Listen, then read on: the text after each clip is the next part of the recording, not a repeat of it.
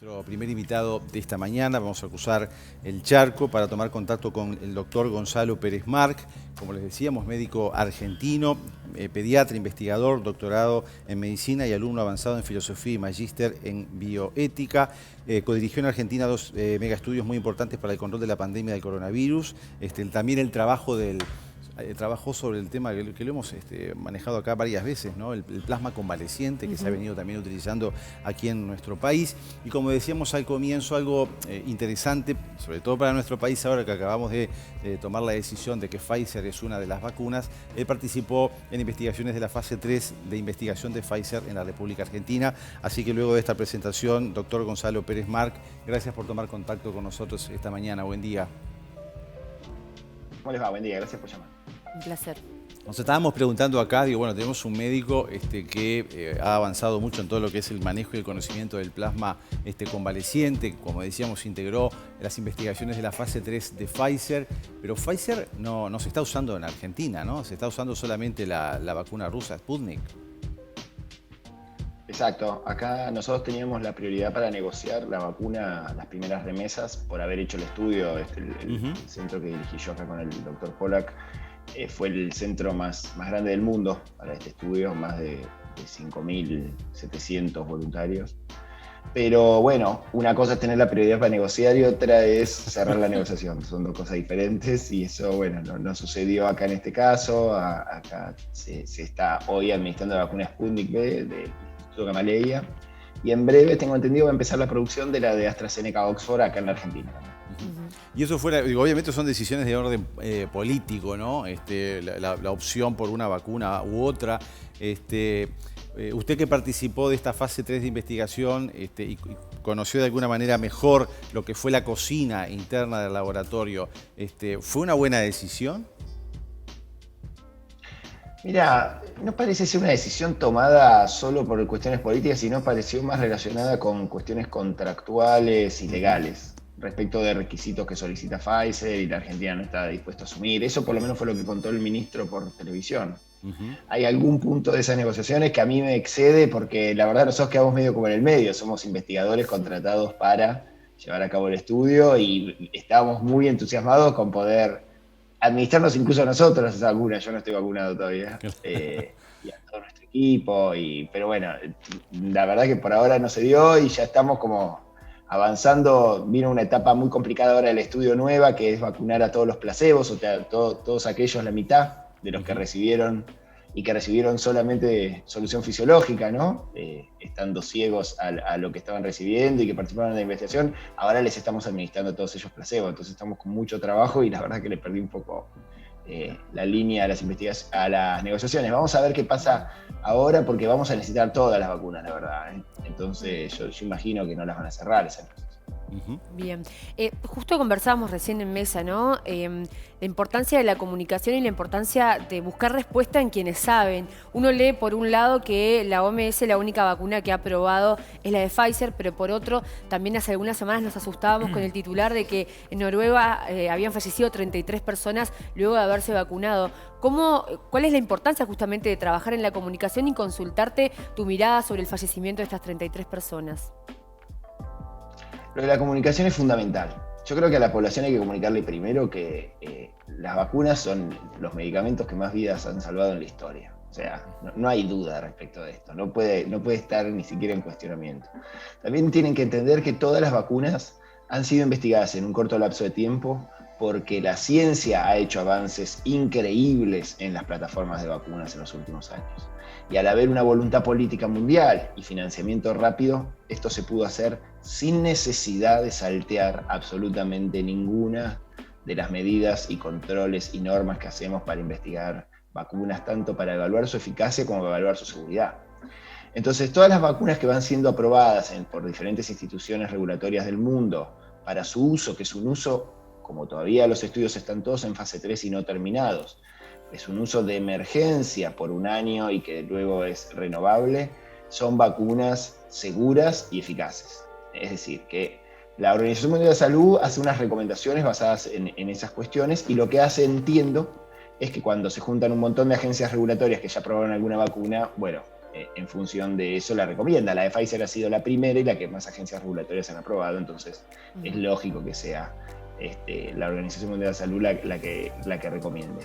Ahora, después uno también tiene, lo que sucede también con la comunicación es que estamos tan hipercomunicados en este momento con las cuestiones de la pandemia, que un montón de cuestiones asociadas a la normalidad de los estudios clínicos habituales en todo el mundo son expuestas a minuto, y entonces los científicos que participamos en ellas tenemos que salir a explicar pasos que son habituales. ¿Se acuerdan cuando pasó que AstraZeneca había suspendido el estudio a nivel mundial por un caso de mielitis transversa que estaban investigando?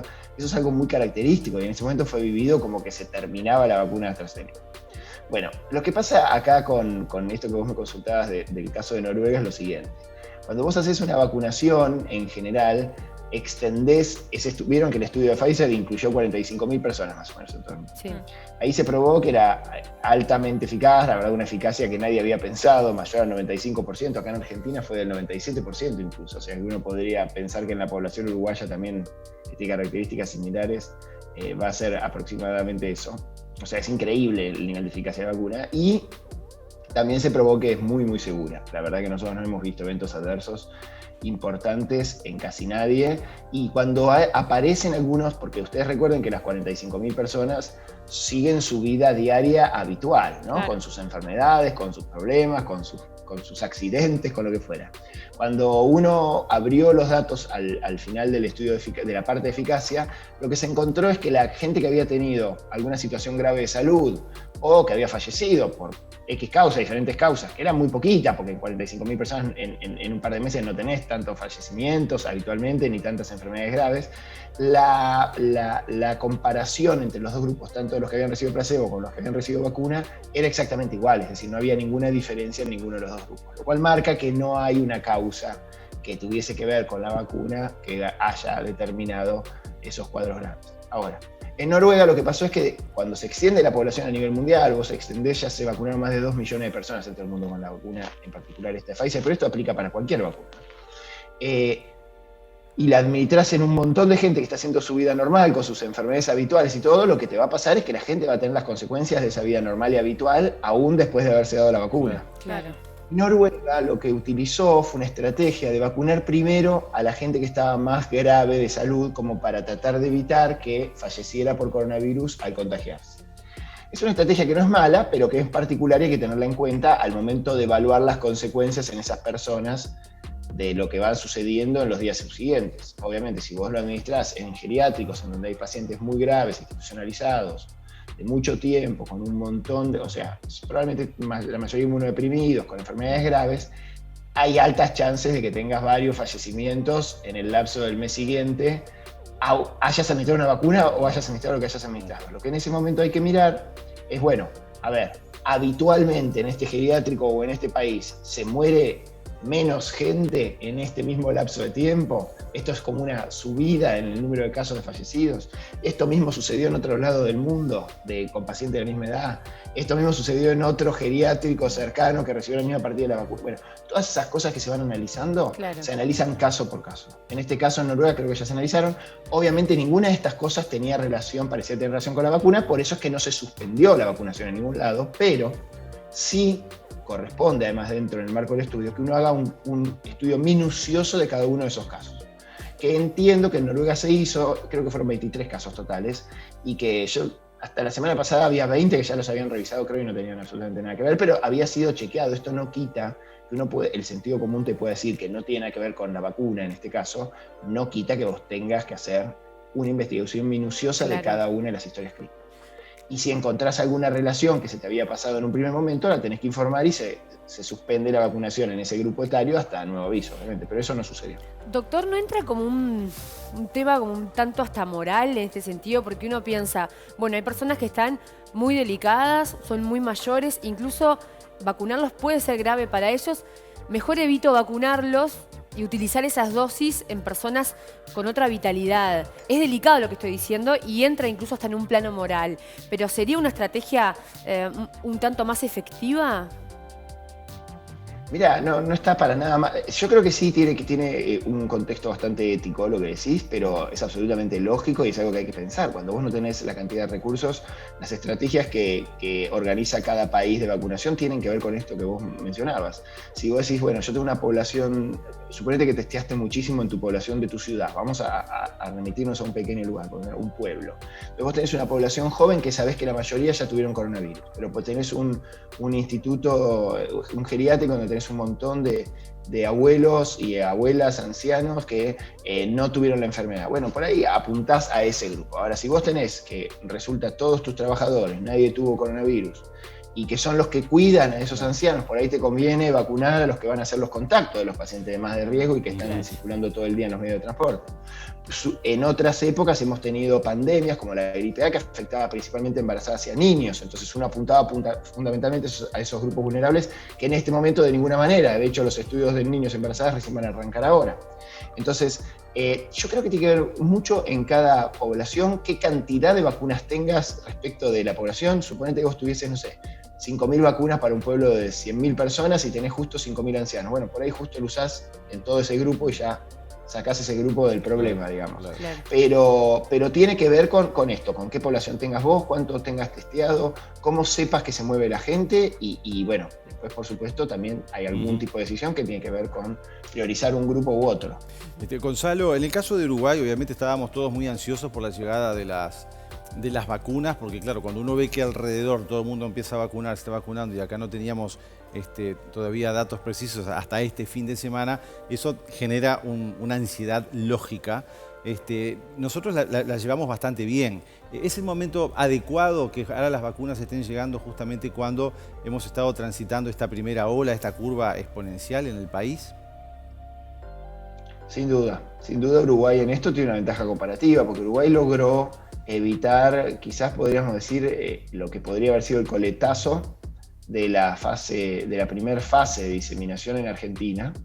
Creo que las estrategias uruguayas funcionaron muy bien en ese sentido y bueno, ahora cuando ya Argentina está preparándose para la segunda ola, si querés, Uruguay está recibiendo ese primer aumento exponencial que iba a suceder en algún momento. Esto no, yo creo que es inevitable, simplemente vos lo podés postergar, como dice Uruguay, para tener tu sistema de salud un poco más preparado. Y cuando uno dice el sistema de salud un poco más preparado, dice también de estas cosas, ¿no? Bueno, no es lo mismo recibir este aumento exponencial cuando estás empezando a vacunar a tu población. Sin ningún lugar a duda, eso es algo muy bueno. Es decir, poder haber retrasado todo lo que... Esto se acuerdan que al principio de la pandemia, muchos de los médicos que hablábamos en los medios decíamos, hay que ganar tiempo. Sí. Bueno, hay que ganar tiempo porque sabíamos que se estaban desarrollando un montón de estrategias terapéuticas y de preventivas que hoy están acá y que si uno ganó tiempo, como hizo Uruguay, bueno, las recibe en un momento en donde más las necesita, ¿no? Yo creo que es muy bueno. Doctor, y hablando de tiempo, ¿cuándo adquiriremos esta famosa inmunidad por rebaño? ¿Se va a adquirir? ¿Cuáles son las proyecciones? Sí, se va a adquirir, sin duda. Lo que hay es, como vos decís, proyecciones en base a modelos y va a depender de qué provisión de vacunas haya a nivel mundial. Si pensamos, no sería descabellado pensar que la inmunidad de rebaño con este tipo de enfermedad se puede alcanzar con un 70% de la población, 65% de la población. Y la verdad que ahí ya depende de cada país. Estados Unidos contaba ayer que Fauci decía que ellos iban a tener vacunados, creían, si vacunaban 1 millón de personas por día, en octubre, que para el otoño de ellos, o sea, para nuestra primavera, iban a tener al 75% de la población vacunada. Si eso se lograra a nivel mundial, y bueno, a nivel mundial podrías tener para esa fecha la inmunidad de rebaño. Es algo que no se va a lograr a nivel mundial, ni por casualidad. Entonces yo creo que lo que va a haber es que para la inmunidad de rebaño hasta mediados o fines del año que viene, yo no creo que vaya a suceder, pero lo que hay que aclarar es que ese sería el estado ideal en donde podríamos dejar de usar barbijos, por ejemplo, ¿no? Claro. Previo a eso vas a tener un montón de etapas en donde va a haber una cada vez mayor cantidad de la gente vacunada y aunque no vamos a alcanzar todavía la inmunidad de rebaño, es decir, hacer que esta enfermedad ya no tenga ningún tipo de peligro porque vamos a estar vacunados tantos que ya casi no se va a contagiar, vamos a tener un montón de etapas mucho mejores de donde estamos ahora, ¿no? Eso no hay que verlo con pesimismo, el pensar que no vas a tener la inmunidad de rebaño. Hay un montón de enfermedades en donde todavía no se tiene la inmunidad de rebaño en un montón de países del mundo para ciertas enfermedades y uno no anda paniqueado por la calle por eso, ¿no? Obviamente, pero bueno, vamos hacia eso, pero va a llevar tiempo, no va a ser que este año vamos a tener esa inmunidad porque no existe la cantidad de vacunas producidas para cubrir semejante cantidad de población. Como investigador y pediatra, ¿qué se sabe de la situación de los niños, no? Se dice que los niños no presentan problemas importantes, pero que sí son un vector importante justamente por la imposibilidad de marcarles ciertas costumbres que sí los adultos, algunos, podemos tener. ¿Qué se sabe de la posibilidad de que se vacunen? ¿Cómo se ha avanzado en la investigación, tanto en niños como en jóvenes? Bien. Primero te digo que hacen mucho más caso los niños que los adultos, siempre. Así que en eso vamos a reivindicarlos. Mira, los estudios, vos sabés que la investigación clínica, cuando estudias un medicamento, cualquiera, en este caso las vacunas, siempre inicias por grupos etarios jóvenes, sanos, después vas ampliando. En el caso de Pfizer se amplió desde 16 años hasta sin límite superior de edad. Y una vez que tenés la seguridad y la eficacia aprobada en esos grupos, pasás a embarazadas y a niños. Así que los estudios en niños y en embarazadas para la vacuna van a arrancar ahora este mes. Ahora, lo que vemos también es que en los chicos no nos preocupaba tanto porque vemos que no son ni un vector de diseminación de enfermedad, digamos, no aumentan la diseminación de la enfermedad. Esto ya, o sea, no está totalmente probado, pero los indicios todo llevan a pensar esto. Y que sabemos que no se enferman gravemente, son casi la mayoría asintomáticos o sintomáticos muy leves, con un poco de tos, con algo de fiebre, pero no mucho más que eso. Con lo cual la perspectiva parece ser muy buena respecto del mundo pediátrico, ¿sí? Y vos sabés que eso es lo que va a determinar a la brevedad la presencialidad o no de las clases. Acá estamos intentando arrancar con clases presenciales por este motivo, ¿sí? Pero también es verdad que los chicos tienen, y esto es muy cierto, un nivel de contacto mucho más grande que los adultos, ¿no? Sobre todo cuando están juntos. Entonces me parece que hay que trabajar mucho con la ventilación de los colegios, con el contacto interpersonal. Por ahí los docentes van a tener que tener, ¿no? Un rol un poquito más importante, y con las medidas de higiene, que como te decía, los chicos cuando se las enseñás son al revés, no solo cumplen más que los adultos, sino que además sirven como educadores dentro de sus casas. Así que me parece que eso es un punto que se puede aprovechar. En nuestro país, en el grupo de prioridades se encuentran los docentes, y se ha afirmado del gobierno que en marzo se retoman las clases a pleno presencial. ¿Te parece una buena decisión incluir a los maestros y a todos los que trabajan en el ámbito de la educación en esta primera etapa de vacunación? Sí, sin duda. Sí, creo que uno debe apuntar en general los grupos de riesgo, pensar en los grupos médicos no, personal sanitario, todos los enfermeros pobres, enfermeros y enfermeras están a veces mucho más en la primera línea que médicos y médicas. Pero digo, personal sanitario de primera línea, después personal sanitario que concurre a instituciones sanitarias activamente, mayores de 70, mayores de 60, y docentes y personal de seguridad. Me parece que esos son los grupos que hay que ir cubriendo, y mucho va a tener que ver con esto, con la necesidad. Por ahí los docentes vos los tendrías, si los pensabas en diciembre, los ponías en último lugar de estos grupos. Claro. Por ahí ahora pensándolo para empezar las clases los tenés que adelantar un poco, y tenés que organizar también la administración de las vacunas del plan nacional habitual, que Uruguay también debe tener una vacunación importante antes de empezar las clases. Eso hay que organizarlo porque la vacuna de coronavirus no se puede administrar con menos de 15 días de diferencia de la vacuna antigripal, ni con menos de 28 de otra vacuna. Exactamente. Eso es importante. Igual, acá en el caso de los docentes se va a estar usando igual la vacuna de Sinovac, el Coronavac no se va a estar usando, por lo menos la sugerencia es utilizar no la de Pfizer, sino la de Sinovac. Para ir cerrando una pregunta, porque trabajaste mucho en el tema con lo que tiene que ver con el plasma de alto título, el plasma convaleciente, ¿debería de ser una opción complementaria a la vacunación en algún momento? Sí, creo que sin duda. Vos sabés que la vacuna previene la enfermedad y previene la enfermedad grave y baja la diseminación, pero en este momento, hasta que vos tengas gran parte de la población vacunada, como hablábamos antes, tenés que tener otras medidas. Y el plasma de convaleciente de alto título, nosotros lo publicamos hace muy poquito en el New England Journal of Medicine, un artículo muy, muy importante que prueba la eficacia del plasma de alto título. Nosotros lo usamos como es un bien escaso, lo usamos en las personas que más riesgo tienen, mayores de 65 años con alguna enfermedad, o mayores de 75 en todas, y lo usamos en los primeros 3 días de enfermedad, o sea, los primeros 3 días de síntomas.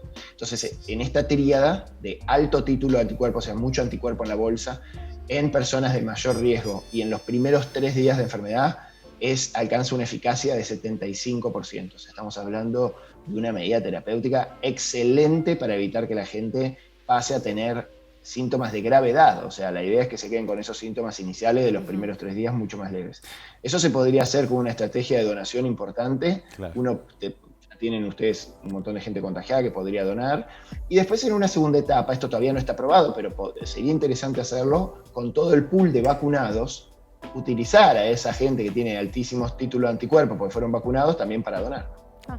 Qué interesante, ¿no? Eso sería una complementación realmente muy interesante. Bueno, Gonzalo, muchas gracias por este contacto, por todas las aclaraciones y los aportes que tuviste para Buen Día. Y bueno, seguimos en contacto de alguna manera para ver cómo seguimos avanzando en esta pandemia, ¿sí? Muchas gracias. Gracias.